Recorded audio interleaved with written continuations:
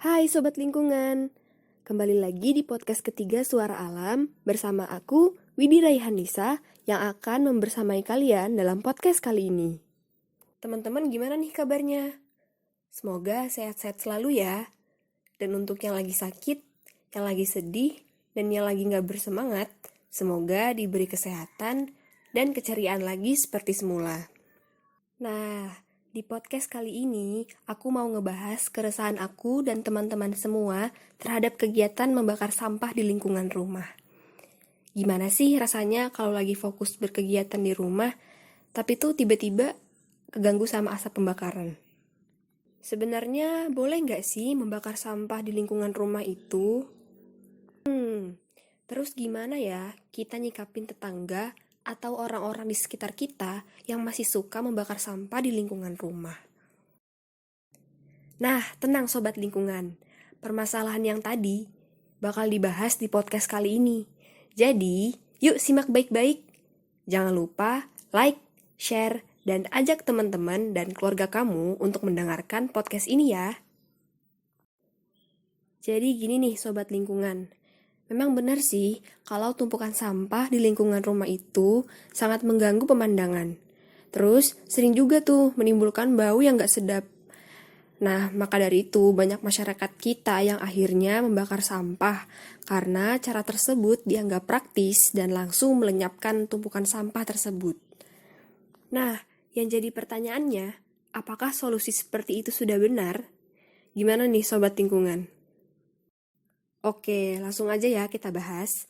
Jadi, berdasarkan pasal 29 Undang-Undang Nomor 18 Tahun 2008 tentang pengelolaan sampah, disebutkan bahwa setiap orang dilarang membakar sampah yang tidak sesuai dengan persyaratan teknis pengelolaan sampah, di mana ketentuan ini diatur lebih lanjut dalam peraturan daerah masing-masing berupa sanksi, kurungan, atau denda.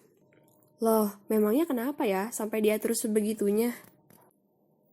Jadi gini nih Sobat Lingkungan, pembakaran sampah itu banyak menimbulkan kerugian loh, baik dalam segi lingkungan hidup maupun kesehatan.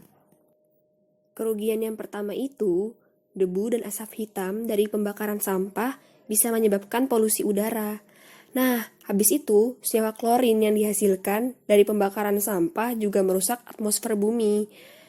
Selain dari dua hal tersebut, ternyata masih ada gas CO2 yang bisa meningkatkan pemanasan global. Nah, kalau tadi kan bahaya dari segi lingkungan hidup. Kalau sekarang, bahaya dari segi kesehatan. Apa aja tuh? Jadi, bahaya yang pertama yaitu polusi udara yang dihasilkan tadi berbahaya bagi ibu hamil karena bayi yang ada di dalam kandungannya dapat terpapar racun dan bisa juga berpengaruh terhadap pertumbuhan otaknya. Terus yang kedua, asap hitam yang dihasilkan pembakaran sampah juga mengandung benzopirena yang dapat membuat kita sesak napas loh. Bahkan nih, kronisnya yaitu penyakit kanker hati. Tuh, bahaya banget kan? Jadi, apa nih solusi yang baik untuk mengganti pembakaran sampah? Oke, yang pertama, kita bisa mulai dari kesadaran diri dulu loh, menerapkan life cycle thinking. Sebisa mungkin kita upayakan untuk hidup dengan menghemat sampah.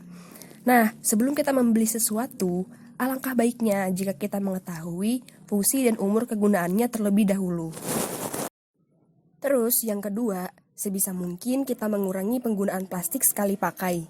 Ya, manfaatkanlah satu plastik secara terus-menerus dalam waktu yang lama. Oh iya, selain itu kita bisa membuang sampah organik di suatu tempat dan diolah menjadi pupuk kompos.